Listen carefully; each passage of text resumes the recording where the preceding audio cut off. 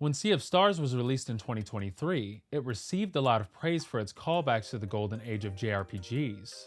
Beautiful graphics and some truly great music captured the hearts of critics. However, some found the combat and plot to be not quite as impressive as the rest of the package. Sabotage Studio has tried to improve these aspects with a major update late last year that added new mechanics to combat as well as a revamped prologue. Sea of Stars, Throes of the Watchmaker looks to take these improvements a step further. With new classes for Zale and Valere, a new party member, and more personal story for the main protagonists, can this DLC convert someone who failed to be charmed by the base game?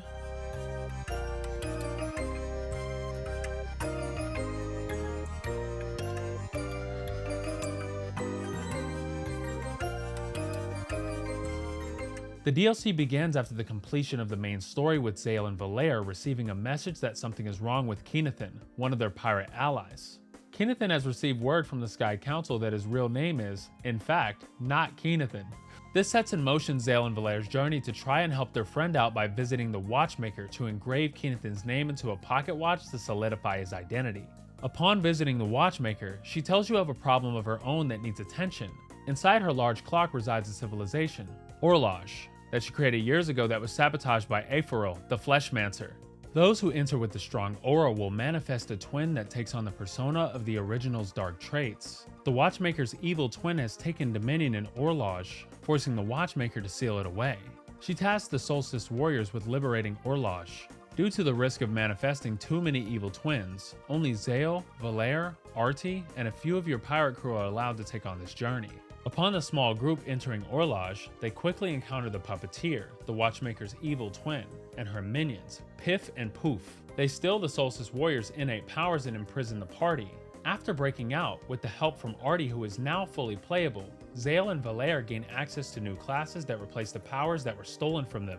From there, the Solstice Warriors set out to defeat their evil twins and the Puppeteer. It's a solid setup, and I like the idea of going up against evil versions of our main characters. You'll have encounters with these twins throughout the DLC and also run into the Puppeteer and her cronies from time to time. However, I feel like the overarching story of the DLC falls flat in the end.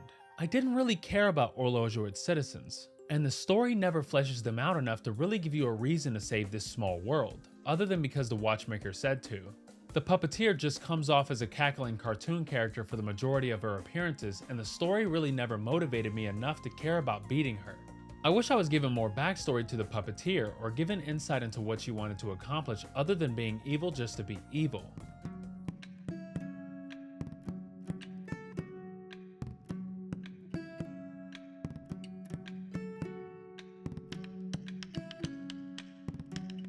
One of my biggest complaints with Sea of Stars was the characterization of Zale and Valere. As the main protagonist, I should feel a connection with them, either as a player stand-in or as fully realized characters with distinct personalities. Instead, Zale and Valere kind of straddled the line between the two. What little personality and character they had wasn't enough to distinguish them as memorable. This left me with very little care for their fates or to be invested in their journey. It's clear that Sabotage Studio recognized this flaw and looked to rectify it with Throes of the Watchmaker. Zale and Valere's evil twins give us our most substantial look into the Solstice Warriors' personalities and flaws. Zale's twin believes that he only wants to be a hero for attention and vanity reasons. Valere's twin represents an anger and rage inside of Valere that she contains. This is a fun way to explore these characters and gives the Solstice Warriors a sense of identity. The scenes where they interact with their twins are some of the best moments in this DLC. The inevitable confrontation against these twins are also the best boss fights in the DLC, having some of the more interesting gimmicks to their battles. I still find Zale and Valere a little underwhelming as characters, and I wish that there was more of these personality traits in the main game, but I can still commend Sabotage Studio for giving them a little more to work with here.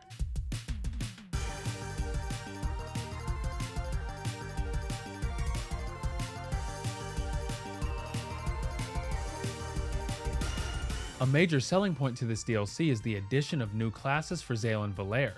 These classes play into the circus theme of the DLC, with Zale gaining the Juggler class and Valere with the Acrobat class. Each character starts off with 2 skills and will gain an additional skill after leveling up a couple of times. These classes are fun to play with at first, but they still have the same shortcomings as the original game. Only having 3 moves for each character to perform means you will just be using the same attacks over and over again throughout the 10-hour experience.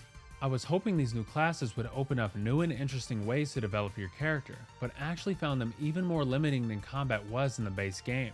On top of this, unlike in the base game, upon level up you don't get additional attribute points to disperse to your character stats. There are only 6 levels, called Renown in the DLC, to gain, and all the stat increases are predetermined. The only choice you have in improving your squad is by feeding them candies you can find in the world that give small stat boosts. This just further trivializes combat and makes it something you would want to actively avoid once you reach max renown. By the end of the DLC, I would find myself getting annoyed when I entered a room with enemies in it. Why would I want to engage in these combat encounters if there is very little reward or incentive to do so?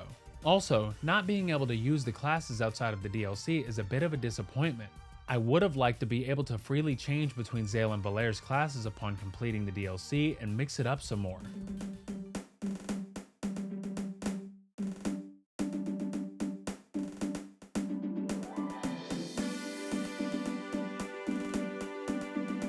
Early on in the DLC, Arty gains combat abilities, allowing him to join Zale and Valaire in battles. Arty works as an all-around character, boasting high defense, good physical stats, and a heal.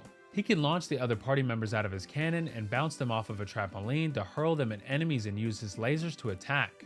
While he is fun to use at first, he suffers from the same problems mentioned above. His limited moveset leaves a lot to be desired, and his trampoline move takes a long time to build damage, making it tedious to use. I understand how Sea of Stars wants to make its turn-based combat engaging, but after coming off of Clair Obscura Expedition 33, I couldn't help but compare how much more fun and exciting the active time components were in that game. I was also slightly disappointed in Arty's role in the story. For the most part, he serves as a deus ex machina whenever an obstacle presents itself to the party. Almost every problem is written off by Arty having just the thing to get them through the situation, but he just withholds this information just because he wants to wait for the right time.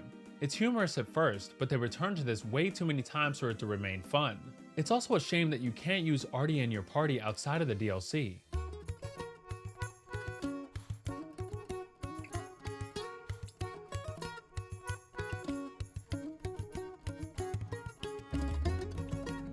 Just like the base game, Throes of the Watchmaker boasts a large number of puzzles to solve.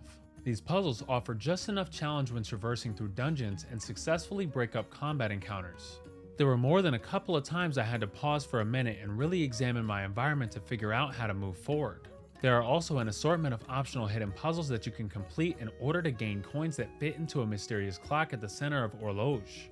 I do recommend going out of your way to collect all of these, as there is a pretty good reward for those who are into Sea of Stars lore. There are also a number of minigames to play in Horloge. After you gain all of your team's abilities, you are able to use them in games that give you rewards and tokens to spend at the stores around town. These are relatively simple games and only took a few attempts to get the best ranking in each, but they were a nice diversion from the rest of the game. Lastly, Throes of the Watchmaker brings back the Wheels game.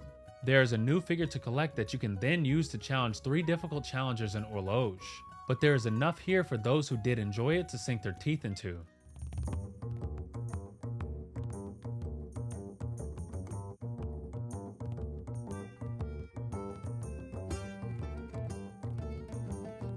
All in all, Throes of the Watchmaker is worth the time of those who love Sea of Stars and are looking for a reason to return to this world. Horloge is an interesting location to explore, and being able to see a side of Zale and Valaire that was absent previously should give you just what you wanted from this free DLC. For those like myself who came away from Sea of Stars feeling a bit empty or disappointed, there isn't much here that will change your mind. The same shortcomings are present here, and the additional classes and party members don't add enough to the combat to allow it to really elevate beyond where it already was. I really hope that Sabotage creates a sequel that can improve on my issues because I desperately want to love this series. As it stands, Throes of the Watchmaker is just a decent addition to a decent game.